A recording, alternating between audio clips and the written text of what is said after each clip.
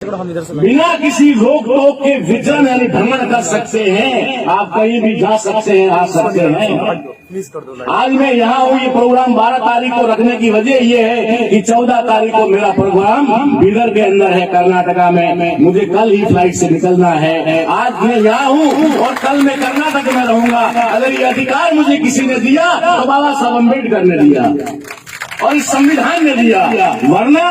वरना आप अच्छी तरह जानते हैं, और जो बूढ़े बुजुर्ग बैठे वो तो अच्छी तरह जानते हैं कि एक ठाकुर को जो किसी खेती करने की जरूरत होती तो 4 कड़वी मांग कर लेते थे। 4 कड़वी हमारे उधर भी भेज देना खेती करने के लिए। हमारे वहाँ नाई नहीं है, एक नाई तुम्हारे यहाँ से भेज देना। हमारे यहाँ लोहार नहीं है, एक लोहार हमारे इधर भेज देना। कोई भी लोहार जाकर के अपनी दुकान दूसरी रियासत में या दूसरे ठाकुर महाराज के वहां जाकर के अपनी दुकान मर्जी से नहीं लगा सकता था। आज उन लोगों को कहाँ हुबली, कहाँ पर बेंगलोर, कहाँ पर पता नहीं कौन कौन से बड़े शहरों में जाकर के बड़ा बड़ा बिजनेस करने का अधिकार मिला। और उन्होंने अपने गांव में जहाँ पर झोपड़ी का ही पता नहीं था वहाँ बड़ी बड़ी कोठियां डाल दी।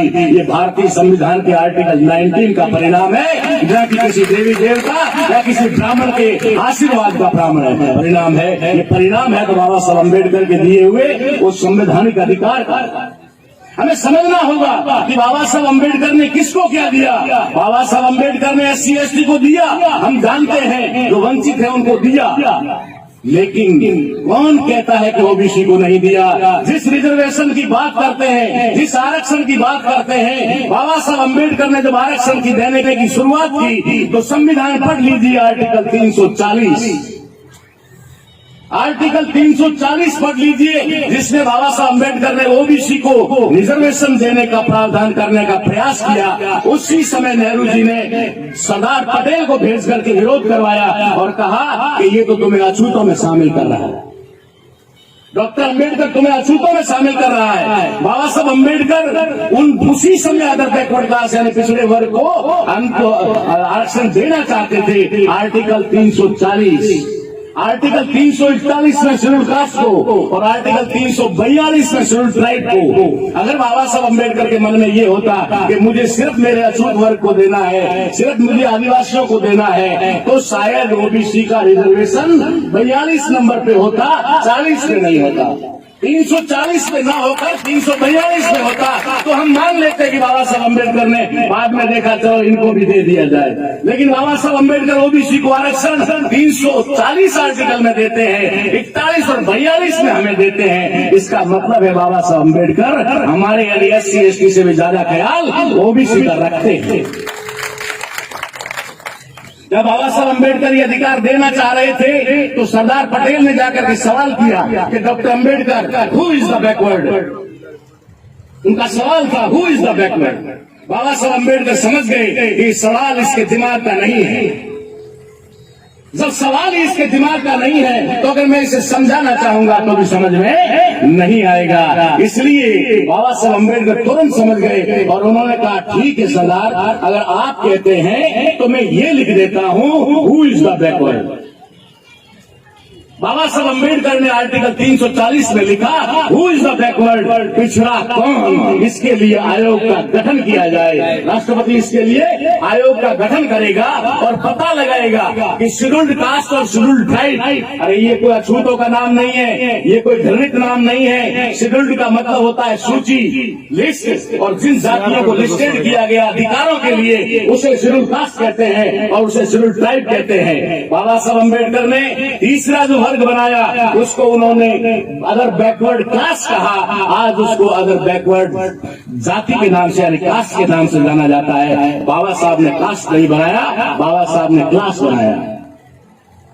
और उन्होंने कहा कि इस आयोग का गठन होना चाहिए और SC और ST की सूची के बाहर जो जातियां हैं, वो चाहे आर्थिक रूप से, चाहे सामाजिक रूप से, या फिर किसी न किसी रूप में शैक्षणिक रूप से, राजनीतिक रूप से पिछड़ी हुई है, उन जातियों को भी आगे आने का अवसर देना चाहिए। उनको भी रिप्रेजेंटेशन यानी प्रतिनिधित्व का मौका मिलना चाहिए। ये बाबा साहब अम्बेडकर ने प्रावधान किया। इसलिए उन्होंने ओबीसी के लिए आरक्षण का प्रावधान किया 340 आर्टिकल में। और जब इस बात को नहीं माना गया तो बाबा साहब ने आयोग बिठाने की बात की। जब बाबा साहब अम्बेडकर कानून मंत्री के पद पर थे, आपको पता नहीं कि बाबा साहब अम्बेडकर ने जो कानून मंत्री, अरे आज तो कोई सरपंच पद से इस्तीफा नहीं दे सकता, इतना ईमान हमारा बिक चुका है। आज तो कोई भी औकात नहीं, मंत्री पद से कोई इस्तीफा दे दे, वो तो बातें ही खत्म हो गई।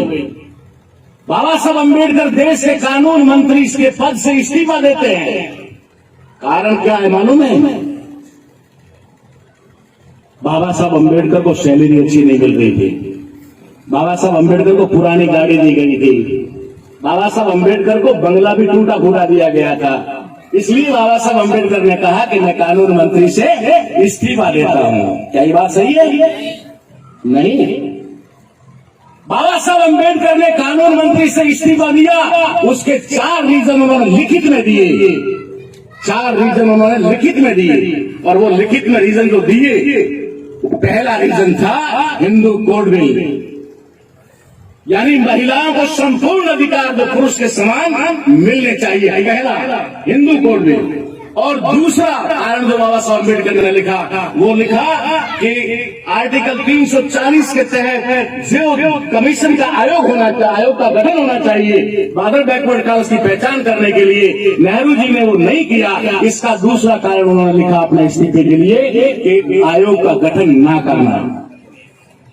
तीसरा कारण उन्होंने लिखा, जब इस देश की जनता का पाकिस्तान के साथ एक्सचेंज होना था कि 5 लाख लोग यहाँ से जाएंगे, 5 लाख लोग वहाँ से आएंगे, बाबा साहब अम्बेडकर ने ये शर्त रखी थी कैबिनेट में कि वहाँ मेरे समाज के जो लोग हैं, जिनका वहाँ पर शोषण हो रहा है, उनको भारत में लाया जाए, और भारत से जो लोग पाकिस्तान जाना चाहे उनको अपनी मर्जी से जाने दिया जाए। इस शर्त पर जब नेहरू जी ने जिन्ना से बात की तो जिन्ना ने कहा, अगर ये अछूत भारत में आ जाएंगे और डॉक्टर अम्बेडकर इन्हें आजाद कर देंगे तो हमारे यहाँ नालियां कौन साफ करेगा? नेहरू और जिन्ना के बीच में पैक्ट हुआ और नेहरू ने कहा कि ठीक है तुम अछूतों को उधर ही रखो, लेकिन डॉक्टर अम्बेडकर की शर्तों के अनुसार तुम्हें इतने के इतने आदमी तो भारत में भेजने ही पड़ेंगे। और उन्होंने किसको भेजा? जो आज भारत की बाजारों के ऊपर कब्जा करके बैठे हैं, जिनको सिंधी लोहाना कहते हैं। सिंधी लोहाना, जिनको नेहरू जी ने बुलाया कि तुम भारत में आओ, तुम्हें जमीन दी जाएगी, नेहरू नगर बसे जाएंगे, पैसा दिया जाएगा, मार्केट में कब्जा करवा जाएगा। आज हमारे लोग शरणार्थी के रूप में भाग भाग करके आ रहे हैं, वहां से परेशान होकर के आ रहे हैं। कोई जोधपुर बैठा है, कोई जैसलमेर बैठा है, पूरे राजस्थान में। ये तीसरा कारण था। चौथा कारण बाबा साहब अम्बेडकर के इस्तीफे का था, और वो था धारा 370, जो अस्थायी उपबंध है संविधान के अंदर। ये अस्थायी उपबंध है, स्थायी उपबंध नहीं है। 371 पढ़ लीजिए, वो स्थायी है और प्रत्येक राज्य के लिए वो स्थायी उपबंध है। लेकिन 370 कश्मीर के लिए जो अस्थायी है, टेम्परेरी है। बाबा साहब अम्बेडकर ने कहा इसका तुरंत समाधान किया जाए और इसका स्थायी उपबंध बनाया जाए। क्यों ये 70 साल तक 370 धारा को लेकर बैठे रहते हैं? क्यों चलाते हैं? और क्यों भारत पाकिस्तान और कश्मीर का मुद्दा बनाते हैं? और क्यों भारत पाकिस्तान और कश्मीर का मुद्दा बना करके क्यों भारत के अंदर रहने वाले हिंदू और मुसलमानों को दुश्मन बनाते हैं? ये सारी चीजें बहुत गहराई से समझने वाली हैं। ये साजिश का हिस्सा है, इसको समझना जरूरी है।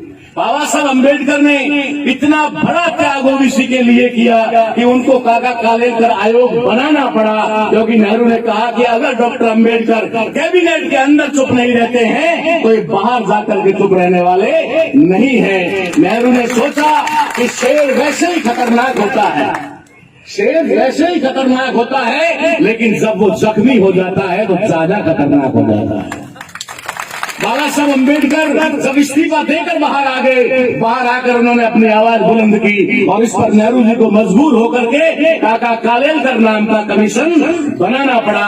और काका कालेलकर जो ब्राह्मण था उसके नेतृत्व में कमीशन बनाया गया कि इस देश के अंदर एससी और एसटी के अलावा और कितनी जातियां हैं जो सामाजिक, शैक्षणिक और राजनीतिक रूप से पिछड़ी हुई है, आर्थिक रूप से पिछड़ी हुई है, उनकी लिस्ट बनाई जाए। उस समय काका कालेलकर ने क्या नेतृत्व में जो आयोग चला उसने काम किया। 2200 और कुछ जातियों को चयनित किया गया। उस समय 2200 और कुछ जातियों को नॉमिनेट किया गया और कमीशन ने अपनी रिपोर्ट ला करके नेहरू जी की टेबल पे रखी। तो नेहरू जी ने पढ़ करके कालेलकर को बुलाया और कहा कि हमने इसलिए तेरे को चेयरमैन बनाया। तो बोला मैं क्या करता, मेरे साथ में और भी कई मेंबर थे, उनकी वजह से मुझे मजबूरी में इन 2200 जातियों को लिस्टेड करना पड़ा। नेहरू जी ने कहा एक काम करो, इसके ऊपर एक लेटर लिखो कि मैं एज कमीशन का चेयरमैन होते हुए इस रिपोर्ट से सहमत नहीं हूँ। काका कालेलकर ने वो लेटर लिख करके उसके ऊपर लगाया और नेहरू जी ने उस रिपोर्ट को उठाया और डस्टबिन में डाल दिया। ये जानकारी कब खुलती है मैं बताना चाहता हूँ आपको। ये जानकारी कब निकल के आती है बाहर? ये जानकारी उस समय आती है जब इस देश के अंदर मोरारजी देसाई की सरकार होती है और मोरारजी देसाई की सरकार में चौधरी चरण सिंह गृह मंत्री होते हैं। और उस समय मोरारजी देसाई की सरकार एक बहुत बड़ा कांड करती है और वो कांड होता है हमारे संवैधानिक अधिकारों के अंदर किसानों की कृषि भूमि का मालिकाना अधिकार खत्म किया जाता है।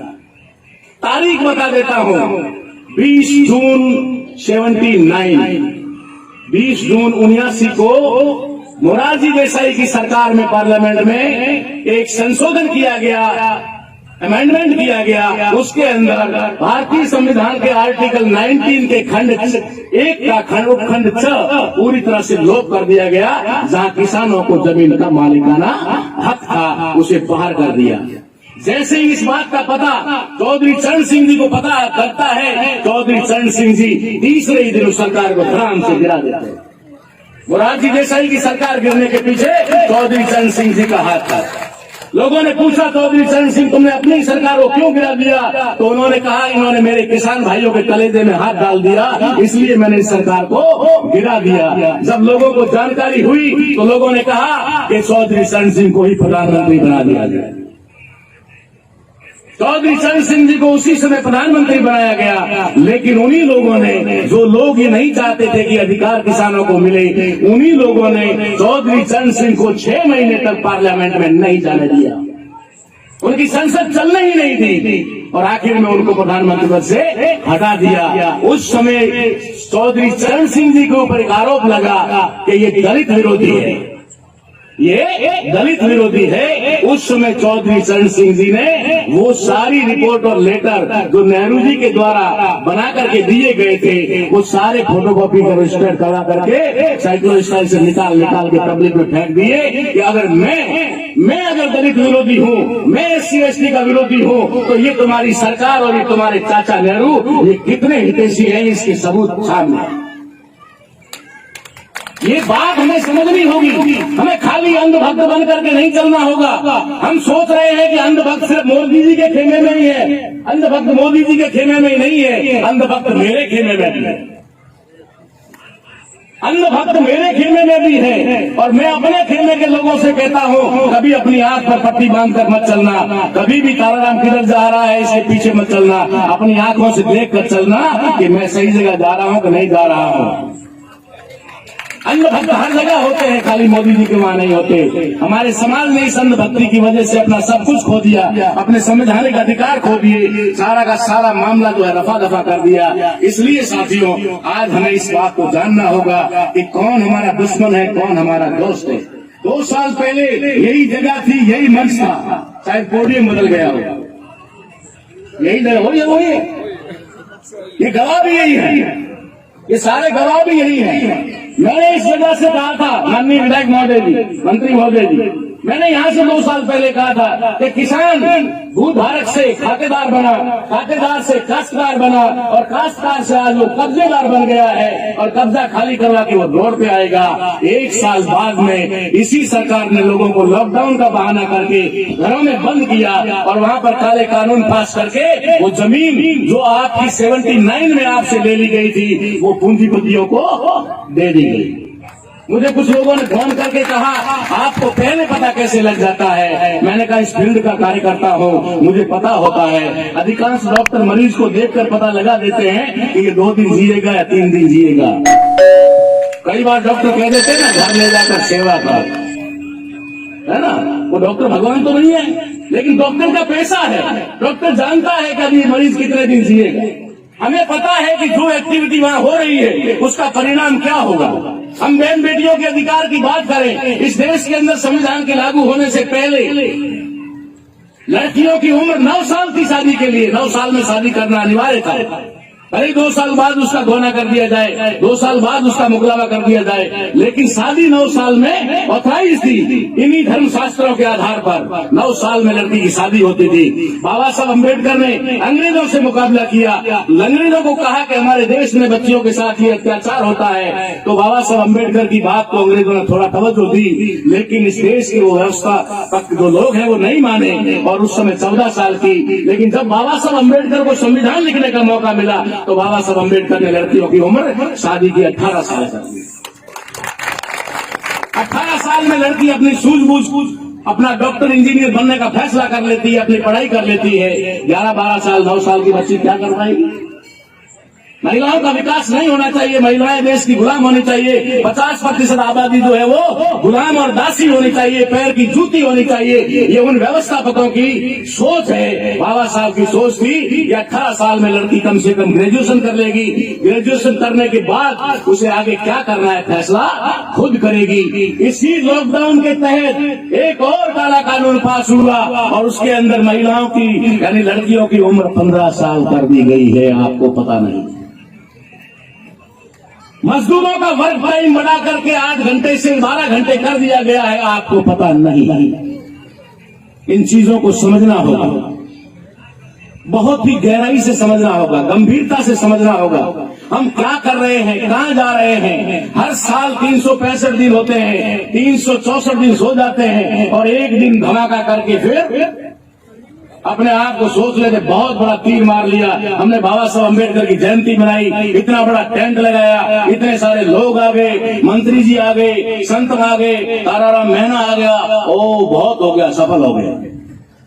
फिर 364 दिन के लिए सो जाते हैं। ये नहीं होना चाहिए। अब हमें 364 दिन नहीं, अब हमें 24 घंटे सतर्क रहना होगा, विजिलेंट रहना होगा और हमें 24 घंटे सतर्क रह करके काम करना होगा और अपने अधिकारों को बचाना होगा। नहीं तो साथियों हम लोग नहीं बच पाएंगे। मैं यहाँ मंच में बहुत पहले से ही हमारी विचारधारा से सहमत संतगण भी बैठे हुए हैं। मैं इनसे भी अनुरोध करता हूँ कि कहीं न कहीं आपको 1 या 2% हो सकता है कहीं पर कंप्रोमाइज करना पड़ता होगा, मैं जानता हूं। लेकिन फिर भी आप एक बात को जरूर देखें कि आज जो रंग आपके ऊपर है, जिसे आज नाम बदलकर भगवा कह दिया गया हो या कुछ कह दिया गया हो, लेकिन इसका असली नाम गेरुआ है। असली रंग का नाम गेरुआ है और ये गेरुआ बुद्ध का शिविर का रंग है। यानी कि आप इस देश के अंदर संत हैं और संत की परिभाषा होती है समाज को सही दिशा देने की। आप समाज को सही दिशा देने का प्रयास कर रहे हैं, इसीलिए हमारे कार्यकर्ता आयोजक लोग आपको सम्मान दे रहे हैं और हम चाहते हैं कि आप इसी तरीके से जो है समाज को सही दिशा देते रहें और समाज आपको इससे अथाह प्यार और सम्मान देता रहेगा। लेकिन आपसे निवेदन है कि आप कहीं पर भी इस प्रकार का कोई कंप्रोमाइज ना करें, जिसकी वजह से हमारे समाज के अंदर भी, जैसे मुझे कंप्रोमाइज करना पड़ा ना 1 मिनट के लिए, हमारी बहन या बेटी उठ करके सामने तक आ गई। अब मैंने सोचा अगर मैं तिलक नहीं लगवाऊंगा तो बहन को बुरा लगेगा कि मैं उठकर वहां तक गई और मेरा तिलक ठुकरा दिया। इसलिए मैंने कहा ले भाई कर दे, कोई बात नहीं। यहां तक तो ठीक है, यहां तक तो ठीक है, लेकिन अगर इससे आगे मैं करना शुरू कर दूंगा तो मुझे कोई प्रोग्राम में बुलाएगा नहीं। इसलिए हम लोगों को हमें अपनी परंपराओं को बदलना होगा। हमें आगे का प्रोग्राम जो इससे अगला प्रोग्राम करना है, उस प्रोग्राम में सारे के सारे सिस्टम को खत्म करना होगा। या कोई साफा नहीं होगी, कोई मारा नहीं होगा, कोई सम्मान नहीं होगा। कौन सा तीर मार के आया है ताराराम को, तुम मुझे साफा पहना रहे हो? क्या मैं करके आया हूँ? अरे अभी तो हम करने की राह पर हैं, करने जा रहे हैं। हो सकता है कुछ कर पाएंगे तो फिर कर लेना, जीते जी नहीं तो मरने के बाद में माल्यार्पण कर देना तस्वीर पे। लेकिन अभी तक तो ये सारा, इसमें आप अपना धन और अपना समय व्यस्त न करें। यहाँ आने वाले अच्छे अच्छे विचारकों के विचार सुने, विचार को ग्रहण करें, समय उसमें दें। पैसा जो हमारा बर्बाद हो रहा है, ये पैसा बर्बाद ना करें। ये आप लोगों से मेरी विनती है, मेरा अनुरोध है। और आप लोग यहाँ पर धैर्यपूर्वक बात को सुन रहे हैं, ये बहुत ही अच्छी बात है, क्योंकि मेरी नजर सब जगह घूम रही है। या 90% मेरे कार्यकर्ता है, 90% से ज्यादा 10% लोग ही नए लोग हैं, बाकी सारे हमारे कार्यकर्ता हैं। वो गंभीरता से इस बात को समझ रहे हैं। मैं अपने वाणी को यही विराम देता हूँ। इसी के साथ में आप सभी ने मेरी बात को ध्यान से सुना, उसके लिए आपका आभार। जय भारत, जय संविधान, जय भीम, जय मूल्यवान।